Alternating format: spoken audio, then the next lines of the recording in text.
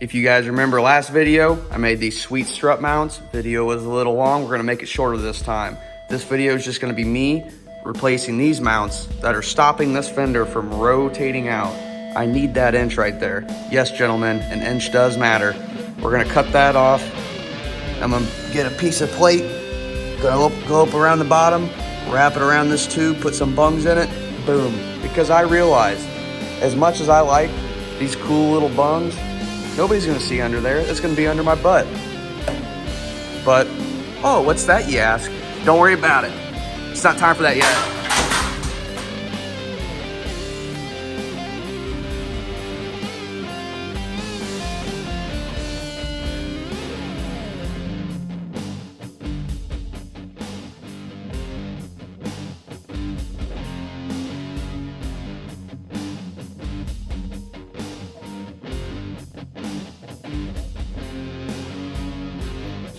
I got the old mounts off.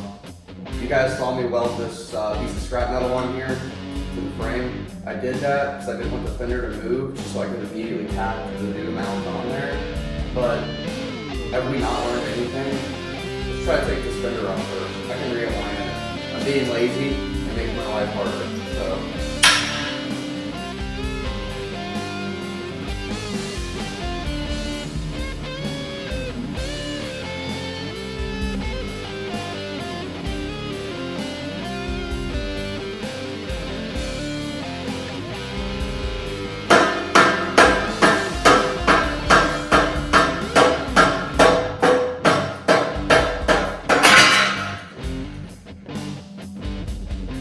That's what I'm talking about, people. That's what I'm freaking talking about.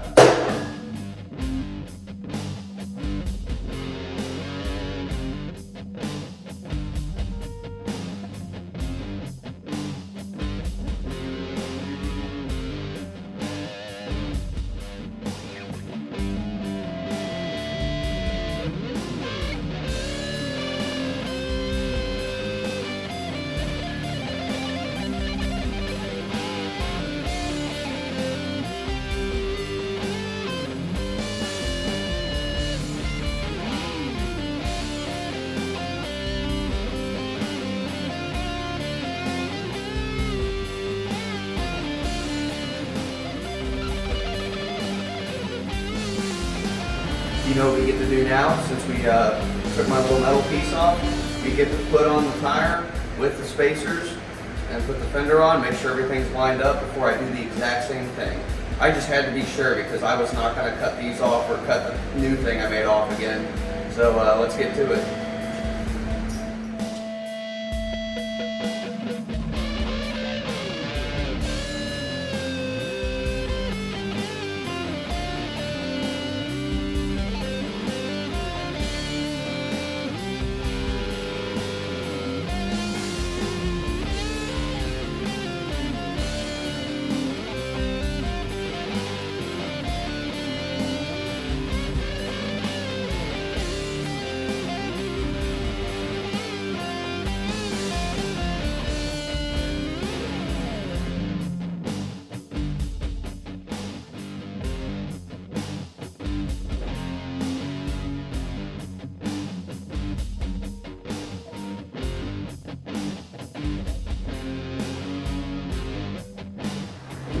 That took a lot longer than expected.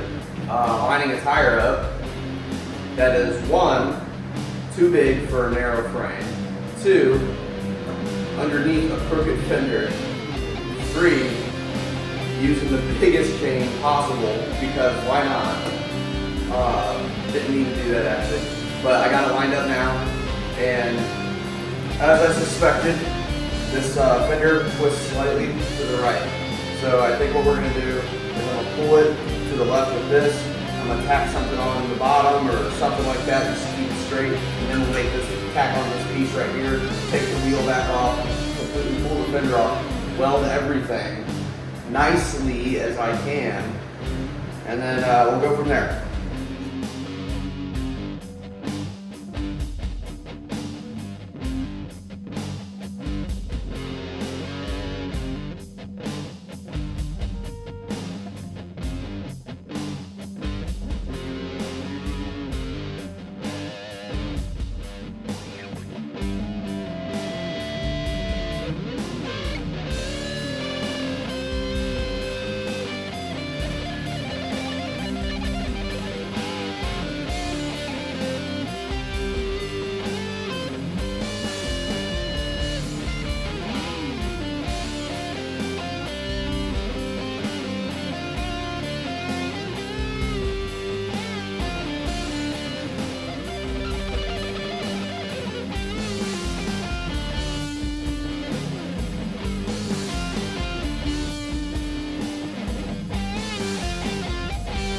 There it is, my beautiful cardboard cutout. Of course, when I make this little plate right here, I'm gonna use some real thick shit, and hopefully I'll see how flimsy it is when I put it on there. I might have to reinforce this a little angle right here.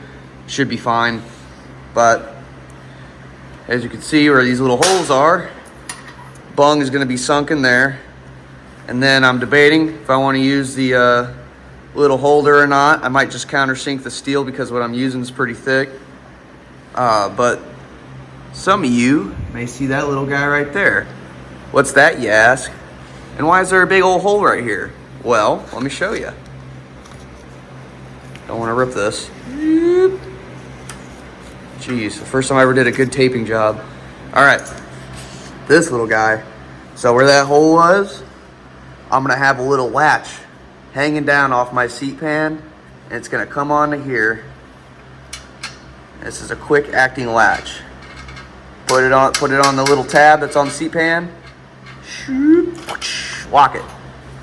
Good to go.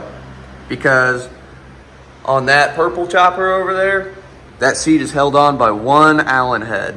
And let me tell you, it's really annoying when you need to get to your tools, but you gotta make sure you got an Allen in your pocket. And sometimes I don't, and I'm screwed. I gotta like chew that thing off. But, all right, I guess let's get making that plate.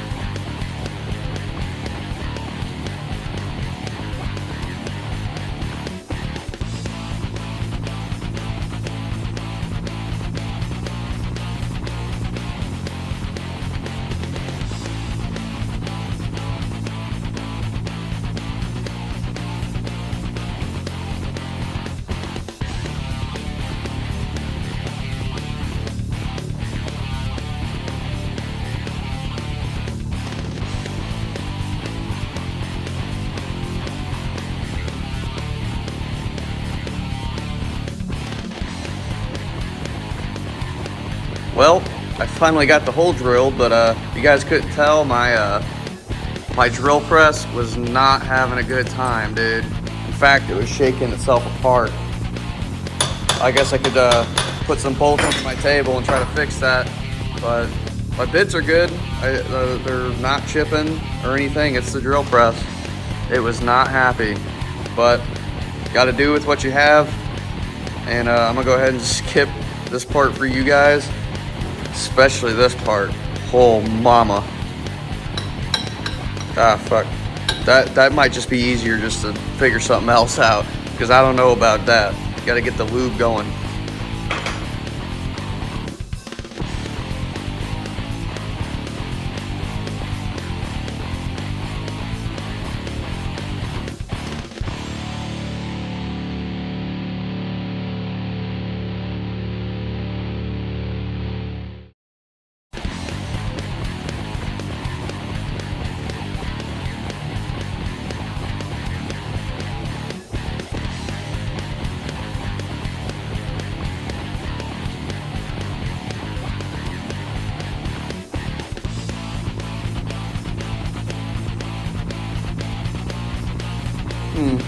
Not quite what I wanted, but works, I guess.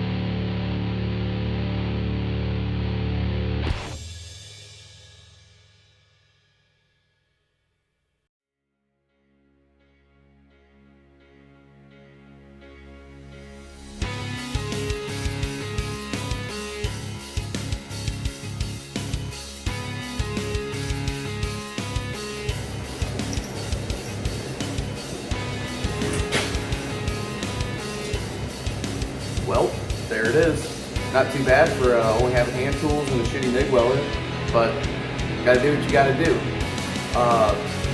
So I think the plan of attack now is I'm going to pop the fender off after I remove my little strut that I tacked on down here. And if it comes off flawlessly, then I'll weld it up and put my bungs in this little crossbar and call it good.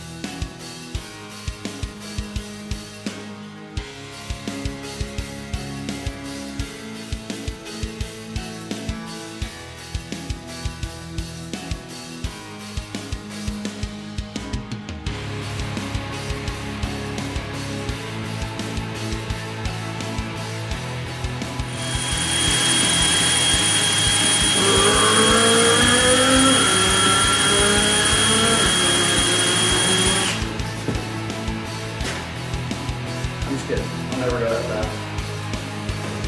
But done. Now we can finally get to the fun part. Hopefully this is structurally sound and I don't die immediately and people get to enjoy the cool bike. But that little piece you can see on the back, I'm actually going to remake that thin, that piece of metal that I use, and it's too thin. I don't think it's going to like the vibration, it's going to shake the paint right off of it. It's going to be something a little thicker, and we'll erect that.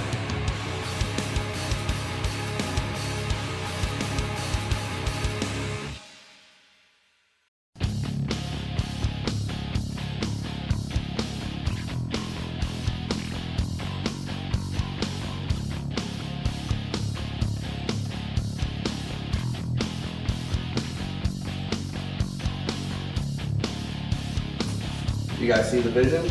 I do, and I don't like it. If you ask me, this is too upright for me. Especially look at this riding angle. I'm going to be having support all the way to my shoulder blades, and it is going to be very erect. And I don't think I'm a big fan of that. I think we need to take the seat back, and in order to bring this whole thing back, because I have plans for in here, I need more cardboard back here to draw. So I'm going to go ahead and cut out a new piece of cardboard and start over.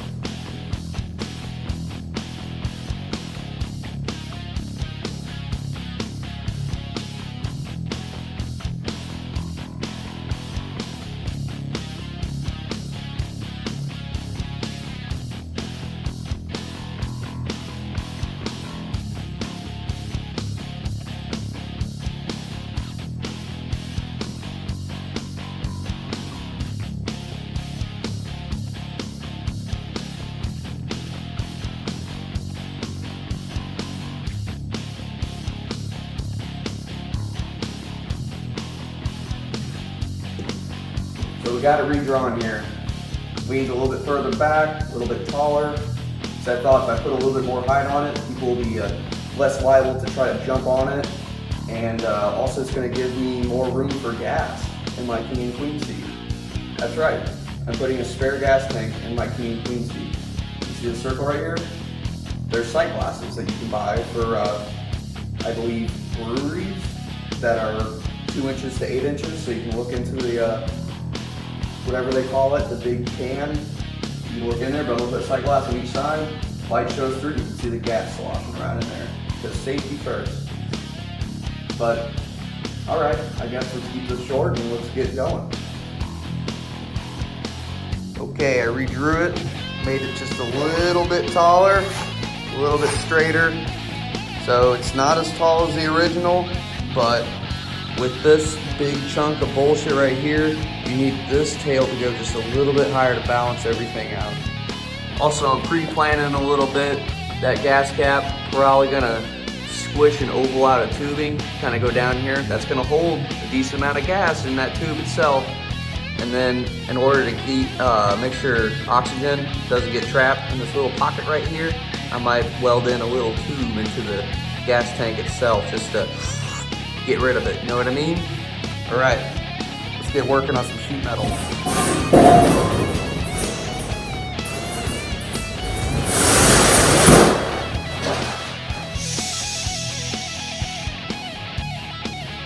I don't have to sweep now.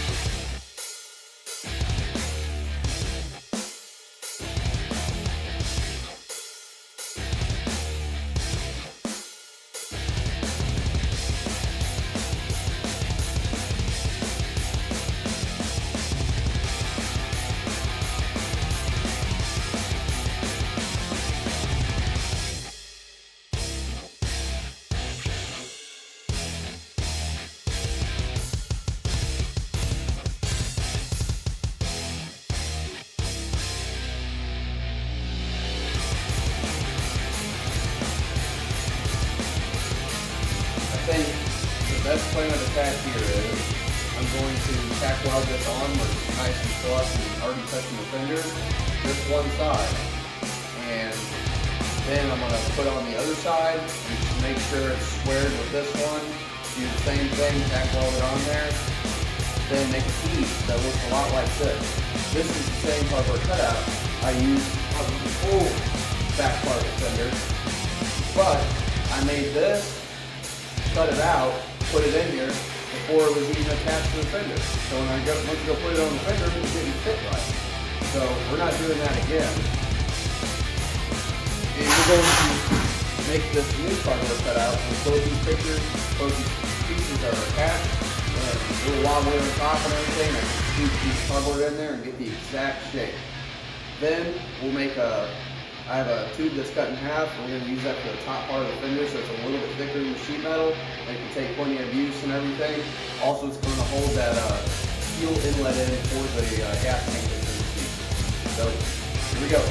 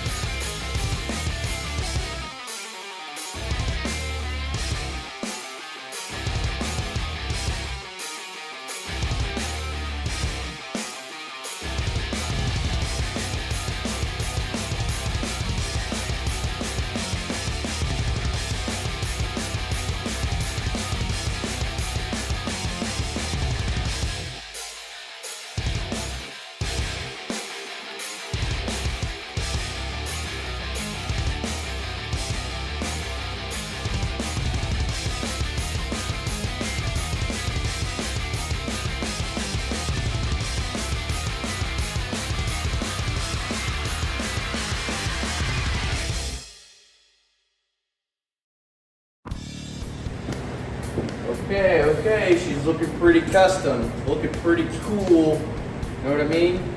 But now that I'm looking at it at a different angle, I can see that this left side has tilted downward, but that's why we only tacked it on. So I get to have the fun of cutting off this left side, cutting this guy, leaving this one tack on this back side, rotating him up a little bit, and re-tacking it all. So let's do that.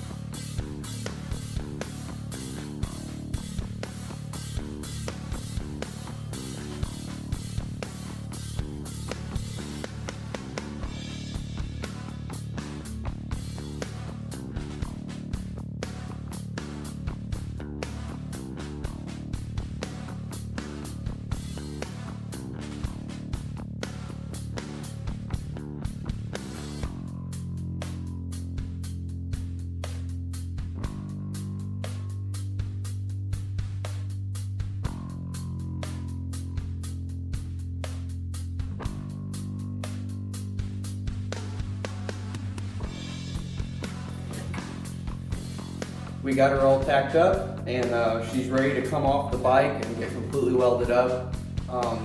However, I'm extremely tired and I'm not doing that tonight.